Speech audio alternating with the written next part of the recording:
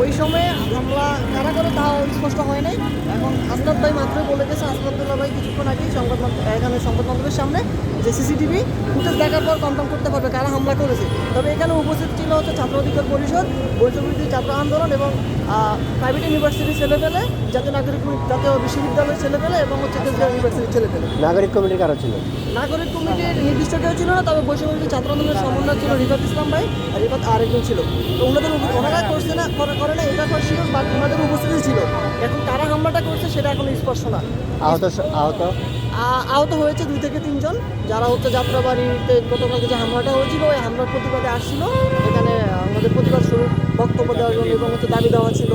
তো ওই ঘটনাকেই উদ্দেশ্য করে হামলা করছে। এটাও জানতে পারলাম যে ছাত্র অধিকার পরিষদের কিছু ছেলেপেলে ছিল, ইভেন অপ্রবাসে ছাত্র অধিকার পরিষদের একজন ভাই আছে, এখনো উপস্থিত দাঁড়িয়ে আছে।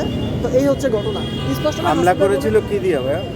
হামলা শারীরিকভাবে হামলা, যেটাকে বলা হাত দিয়ে লাঠিটারি ছিল বা হাতাহাতির মোটামুটি। এটা হচ্ছে বলতে পারেন যে ভুল বুঝাবুঝি, অথবা হচ্ছে এখন পর্যন্ত কোনো কিছু শিওর না কি হয়েছে। আমি মাত্রই উপর থেকে নিচে নামলাম, আর যখন শুনলাম যে হামলা হচ্ছে তখন আমরা নিচে এসে দেখি এই ঘটনা।